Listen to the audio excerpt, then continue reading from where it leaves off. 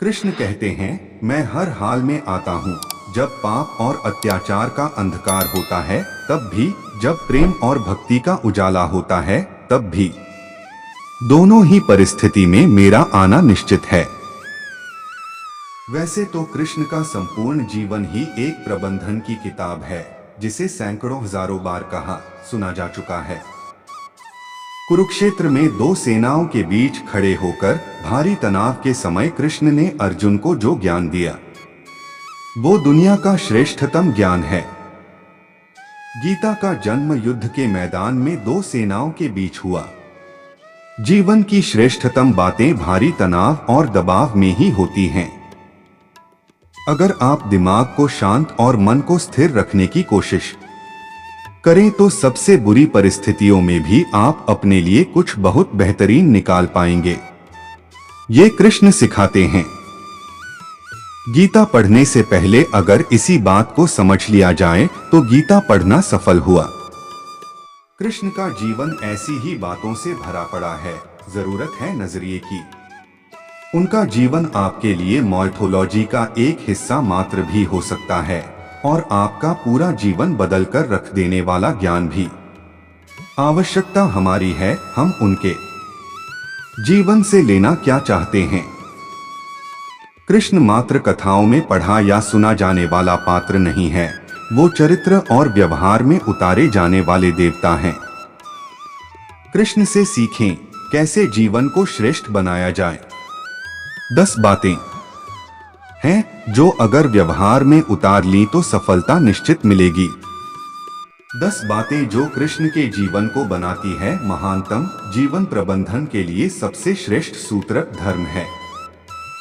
जन्म से लेकर देहत्याग तक भगवान कृष्ण के जीवन की लगभग हर घटना में कोई सूत्र है। युद्ध भूमि पर दिया गया गीता का उपदेश संसार का श्रेष्ठतम ज्ञान माना जाता है। मैनेजमेंट मास्टर कहें या जगत गुरु, गिरधारी कहें या रणछोड़, भगवान कृष्ण के जितने नाम हैं उतनी कहानियां। जीवन जीने के तरीके को अगर किसी ने परिभाषित किया है तो वो कृष्ण है। कर्म से होकर परमात्मा तक जाने वाले मार्ग को उन्हीं ने बताया है।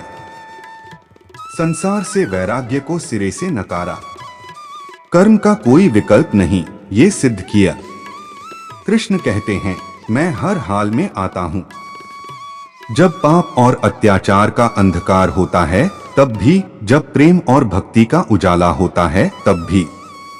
दोनों ही परिस्थिति में मेरा आना निश्चित है। एक, शुरू से अंत तक जीवन संघर्ष ही है। कारागृह में जन्मे कृष्ण, पैदा होते ही रात में यमुना पार कर गोकुल ले जाया गया। तीसरे दिन पुतना मारने आ गई। यहां से शुरू हुआ संघर्ष देह त्यागने से पहले द्वारिका डुबोने तक रहा। कृष्ण का जीवन कहता है, आप कोई भी हो, संसार में आए हैं तो संघर्ष हमेशा रहेगा। मानव जीवन में आकर परमात्मा भी सांसारिक चुनौतियों से बच नहीं सकता। कृष्ण ने कभी किसी बात की शिकायत नहीं की, हर परिस्थिति को जिया और जीता।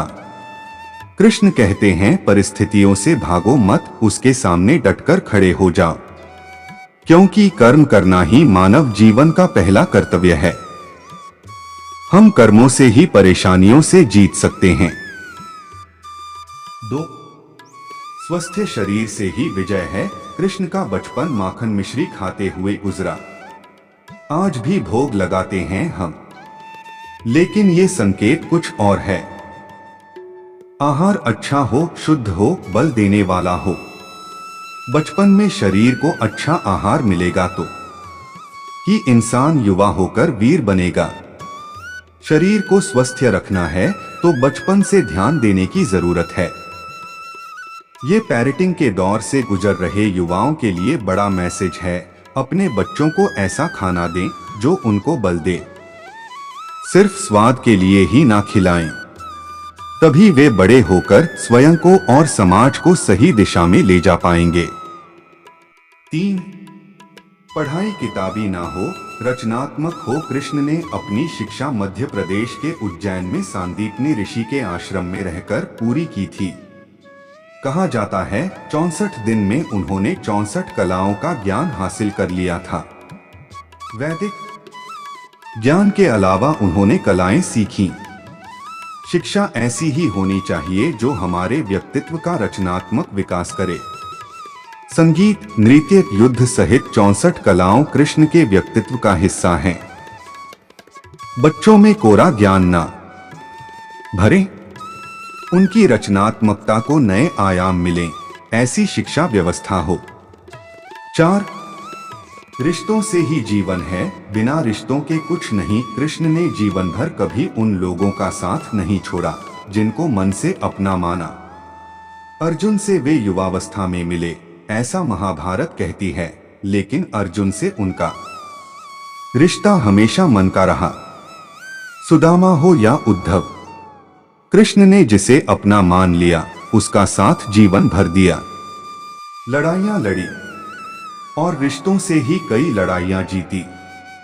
उनका सीधा संदेश है, सांसारिक इंसान की सबसे बड़ी धरोहर रिश्ते ही हैं। अगर किसी के पास रिश्तों का थाती नहीं है तो वो इंसान संसार के लिए गैर जरूरी है। इसलिए 5. नारी का सम्मान समाज के लिए जरूरी। राक्षस नरकासुर का आतंक था। करीब 16,100 महिलाओं को उसने अपने महल में कैद किया था। महिलाओं से बलात्कार में उसे सुख मिलता था। कृष्ण ने उसे मारा, सभी महिलाओं को मुक्त कराया, लेकिन सामाजिक कुरीतियां तब भी थीं। उन महिलाओं को अपनाने वाला कोई नहीं था। खुद उनके घर वालों ने उन्हें दूषित मानकर त्याग दिया। ऐसे में कृष्ण आगे आए, सभी 16,100 महिलाओं को अपनी पत्नी का दर्जा दिया, समाज में उन्हें सम्मान के साथ रहने के लिए स्थान दिलाया। कृष्ण ने हमेशा नारी को शक्ति बताया, उसके सम्मान के लिए तत्पर रहे। पूरी महाभारत नारी के सम्मान के लिए ही लड़ी गई। सो आप कृष्ण भक्त हैं तो अपने आसपास की महिलाओं का पूरा सम्मान करें।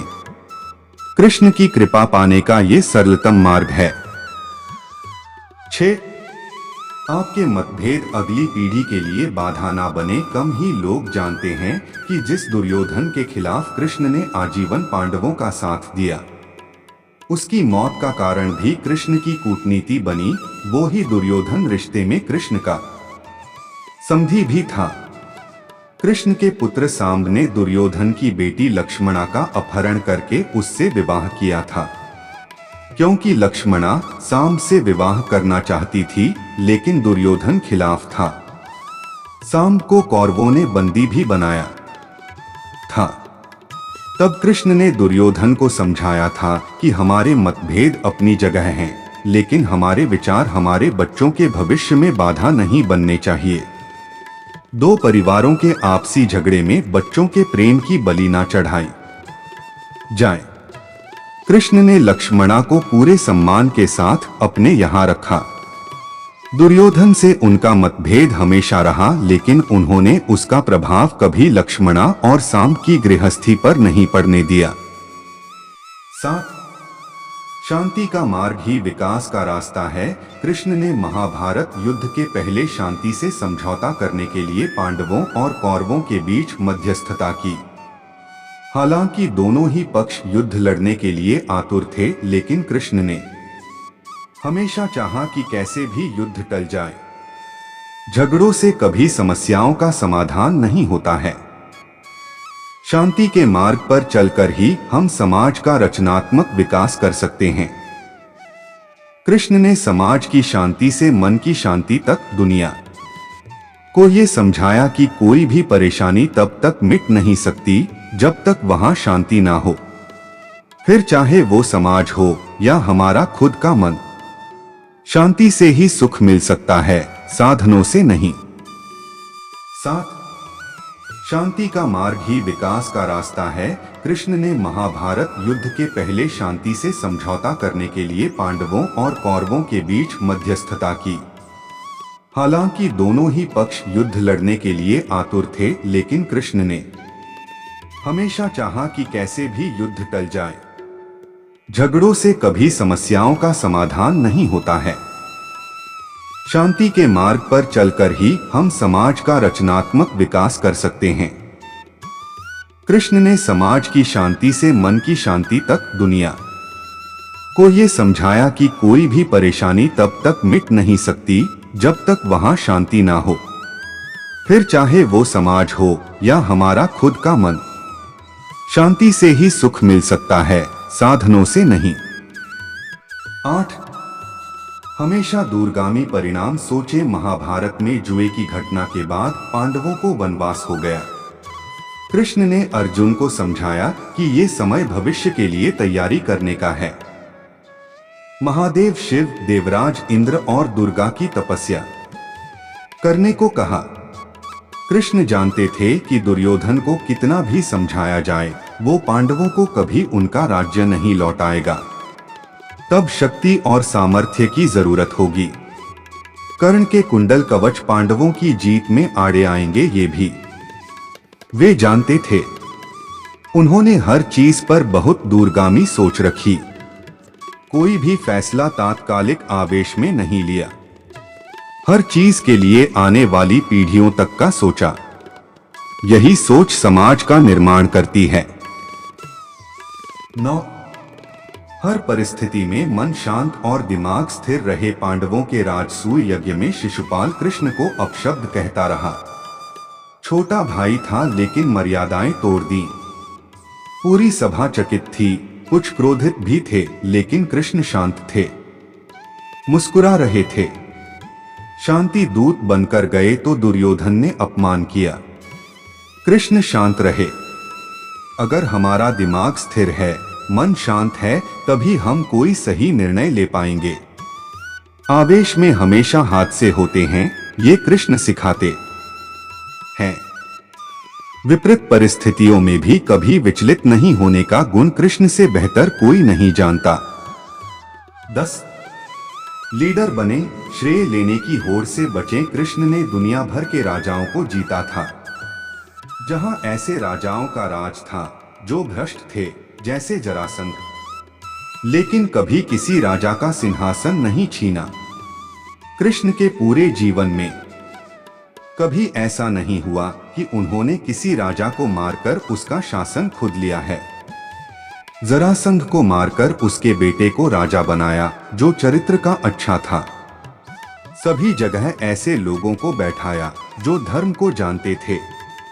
कभी किंग नहीं बने, हमेशा किंगमेकर की भूमिका में रहे। महाभारत युद्ध में भी खुद हथियार नहीं उठाया। पूरा युद्ध कूटनीति से लड़ा। पांडवों को सलाह देते रहे, लेकिन जीतने का श्रेय भीम और अर्जुन को दिया।